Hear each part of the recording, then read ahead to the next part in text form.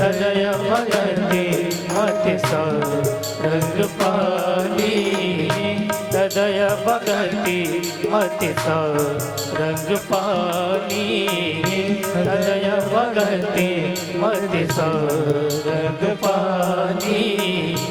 पावन भूमि है अयोध्या, सरजू जी का तट है, महाराज है दशरथ। देखो दशरथ किसको कहते हैं? जिसकी 10 इंद्रियां अपने बस में हो वो है दशरथ, और जो इंद्रियों के बस में हो उसका नाम है रावण, वो दशानन है। दशरथ और दशानन के बीच में ही राम कथा चलती है। जिसकी 10 इंद्रियां अपने बस में हो वो दशरथ, भक्ति रस में डूबी हो उसका नाम दशरथ, और उन्हीं के घर राम आते हैं जो इंद्रियों को अपने बस में रखता है। पावन भूमि अयोध्या। देखो वैसे तो अयोध्या उत्तर प्रदेश में है,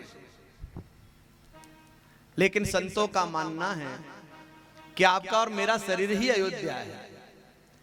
अष्टचक्रा नवद्वारा देवानाम पुर योद्धा, 8 चक्र और 9 द्वार जिसमें होना साहब, उसका नाम है अयोध्या। अयोध्या और कोई नहीं, आपका और मेरा शरीर ही अयोध्या है। बस केवल राम प्रकट हो जाए तो आनंद हो जाए। ये देह देवालय बने। इस संसार का सबसे सर्वश्रेष्ठ मंदिर कौन है? आपका और मेरा शरीर ही मंदिर है साहब। बस राम का प्रागट्य हो जाए, इतना ये देह देवालय बने तो जीवन धन्य हो जाए, शरीर मंदिर बन जाए। और ऐसे महाराज दशरथ अयोध्या के सम्राट हैं। 3 रानियां हैं, कौशल्या, कैकेयी, सुमित्रा। वैसे महाराज के पास बहुत कुछ है, लेकिन फिर भी एक कमी है, और वो कमी क्या है? पुत्र नहीं है। देखो महाराज दशरथ को कमी है, तो आपको और हमको कमी हो तो कौन बड़ी बात। आजकल कई लोग रोते रहते हैं ये कमी है वो कमी है, अरे महाराज दशरथ को कमी है साहब, तो आपको और हमको कमी हो तो कौन बड़ी बात। संसार जिसको भी मिला ना उसको अपूर्ण मिला, और परमात्मा जिसको भी मिला पूर्ण मिला। संसार में पूर्ण मिलने की व्यवस्था नहीं है, या कोई ना कोई कमी रहेगी साहब। दांत होंगे तो चने नहीं होंगे, और चने होंगे तो दांत नहीं होंगे। यहाँ संसार में कोई ना कोई कमी रहेगी साहब। इस संसार में पूर्णता होती ही नहीं है, कोई ना कोई कमी रहेगी। और कमी क्या है? पुत्र नहीं है। तो एक दिन गुरुदेव की याद आती है।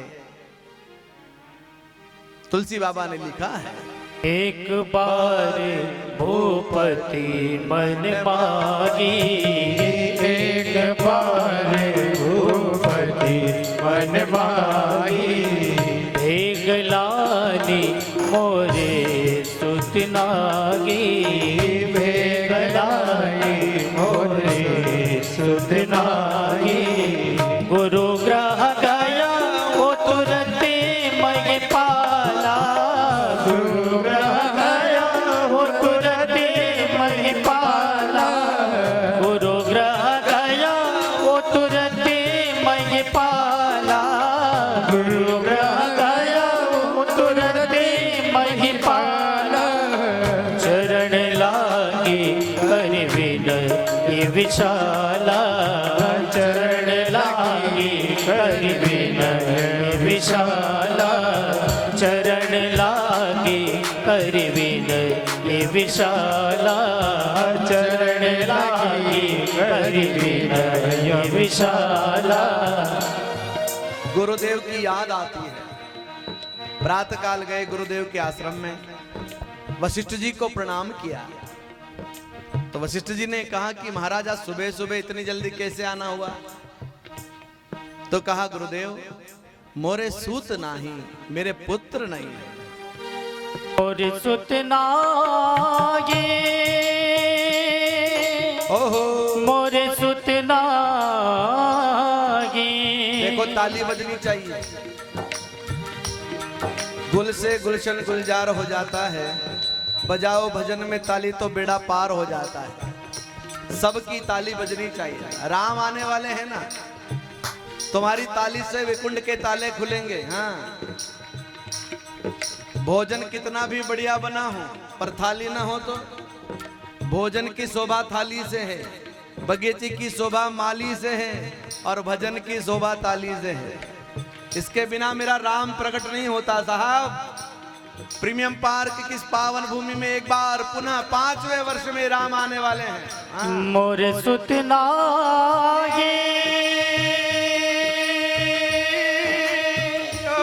मोरे सुतना मोरे सुतना मोरे सुतना एक बार भूपति मन माही, एक बार भूपति मन माही, भेगलानी मोरे सुतनाही, भेगलानी मोरे सुतनाही। मोरे सूत नहीं। गुरुदेव ने कहा मुझे मालूम है तुम्हें पुत्र नहीं है, तो कहा गुरुदेव कृपा क्यों नहीं करते। गुरुदेव ने कहा तुमने कहा नहीं तो हमने दिया नहीं। एक नहीं 4-4 बेटे होंगे, जगत ख्यात होंगे, लेकिन एक काम करना पड़ेगा। बोले क्या? यज्ञ करना पड़ेगा। यज्ञ से पुत्र की प्राप्ति होगी साहब। जो काम विज्ञान नहीं करता ना साहब, वो काम धर्म करता है। मेरा निज अनुभव है साहब, 27 साल की इन कथाओं का मेरा अनुभव है कि भागवत यज्ञ में जिसने प्रसाद लिया उनके यहां पुत्र हुआ।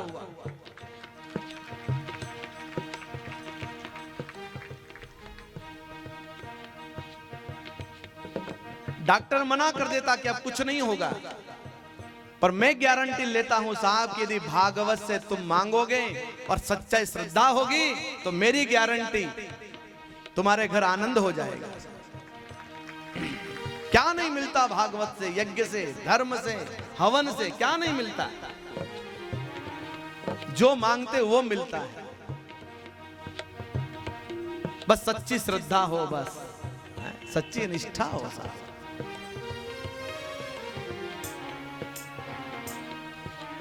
हमको लाभ इसलिए नहीं मिलता है कि भाई चलो ठीक है पड़ोसी जा रहा है तो अपन भी कथा में चलो हैं। हम कभी कभी औपचारिकताएं निभाते हैं। कथा में जब भी जाओ, मंदिर में जब भी जाओ साहब, श्रद्धा लेकर के जाओ हैं? सच्ची श्रद्धा लेकर। भागवत से सब कुछ मिलता है। जिनके घर में 20-20 साल, 25-25 साल पुत्र नहीं हुए शादी के बाद भी, उनके घर भी भागवत के प्रसाद से पुत्र की प्राप्ति हो गई साहब। ये प्रमाण है। हाँ। क्या नहीं होता यज्ञ से साहब, बड़ी महिमा है यज्ञ की। तो श्रृंगी ऋषि वशिष्ठ बुलावा, श्रृंगी ऋषि वशिष्ठ बुलावा, पुत्र काम शुभ यज्ञ करावा, पुत्र काम शुभ यज्ञ करावा। श्री राम जय राम जय जय राम, श्री राम जय राम जय जय राम, श्री राम जय राम जय जय राम, श्री राम जय राम जय जय राम। श्रृंगी ऋषि को बुलाया, यज्ञ का आयोजन किया। ब्राह्मणों ने यज्ञ आरंभ किया, प्रायश्चित आदि कर्म हुए, मंडप प्रवेश हुआ, प्रधान देवताओं का स्थापन, अग्नि स्थापन, वेद मंत्रों के द्वारा आहुतियां दी जाने लगी, सर्वत्र जय जयकार होने लगा। बोल यज्ञ नारायण भगवान की जय। जय जयकार हुआ। पूर्णाहुति का दिन आया, साक्षात अग्नि नारायण भगवान खीर का प्रसाद लेकर के प्रकट हुए। गुरुदेव को प्रसाद दिया, गुरुदेव ने दशरथ जी को प्रसाद दिया, दशरथ जी ने तीनों रानियों को प्रसाद दिया। तीनों रानियां सगर्भा हुई। धीरे धीरे समय व्यतीत हुआ। पंचांग अनुकूल होता है।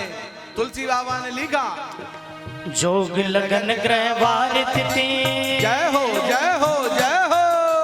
जोग लगन ग्रह वार तिथि, सकल भय अनुकूल। जोग लगन ग्रह वार तिथि, सकल भय अनुकूल। चरो चरे घर सुजत, राम जन्म सुख मोह।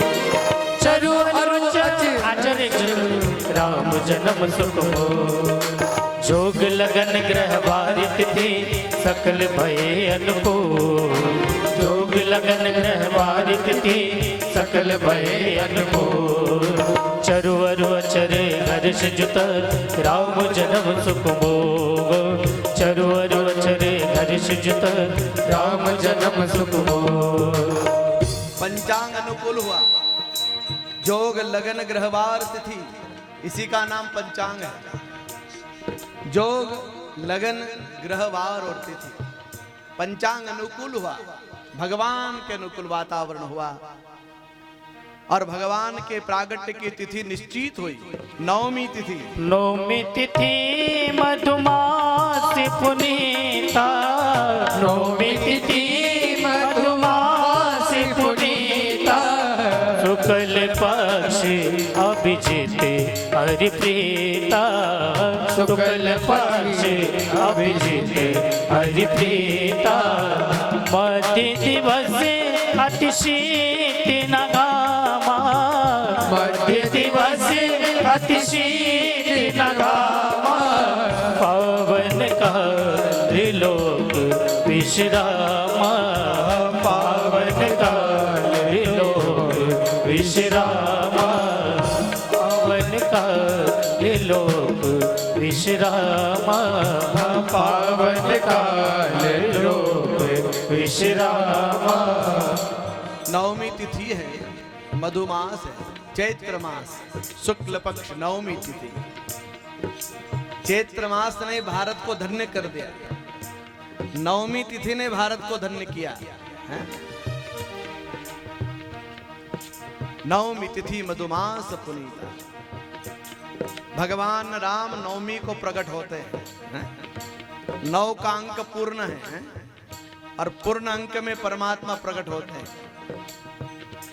स्कूल गए बहुत दिन हो गए होंगे, जरा पहाड़ा याद करो। 9 एकम 9 9 दूनी 18। जरा बोलो ना तो पता चले कि जग रहे हो। तो कई लोग तो सो ही जाते हैं। 9 तिया 27। 7 और 2 9 9 चौक 36। आगे का घर पर बोलिएगा, पर 9 का जोड़ 9 ही आता है। ये पूर्ण अंक है 9 साहब। और पूर्ण अंक में पूर्ण परमात्मा का प्रागट्य होता है। 2 मास मैंने पहले भी कहा, एक तो चैत्र मास और एक भाद्रपद मास। एक शुक्ल पक्ष और एक कृष्ण पक्ष। ये 2 पक्ष, 2 मास बड़े अद्भुत हैं। एक में राम प्रकट होते हैं तो एक में कृष्ण प्रकट होता है। पूर्ण तिथि में नवमी तिथि मधुमास पुनीता। देवता लोग गर्भ स्तुति करते हैं और अपने अपने धाम चले जाते हैं। सुर समूह विनती करे। जय हो जय हो जय हो। सुर समूह विनती करे, पहुँचे निज निज धाम। सुर समूह विनती करे, पहुँचे निज निज धाम। जग निवास प्रभु प्रगटे, अखिल लोक विश्राम। जग निवास प्रभु प्रगटे, अखिल लोक विश्राम। सुर समूह विनती करे, पहुँचे निज निज धाम। सुर समूह विनती करे, पहुँचे निज निज धाम। जग निवास प्रभु प्रगटे, अखिल लोक विश्राम। जग निवास प्रभु प्रगटे, अखिल लोक विश्राम। अखिल लोक विश्राम। अखिल लोक विश्राम। देवताओं ने गर्भ स्तुति करी। देवता लोग अपने अपने धाम चले गए। और चैत्र मास शुक्ल पक्ष नवमी तिथि अभिजीत मुहूर्त में भगवान कौशल्या माँ के कक्ष में प्रकट होते हैं। कौशल्या माँ के हाथ जुड़ गए और स्तुति मुख से फूट पड़ी। अय प्रगट कृपाला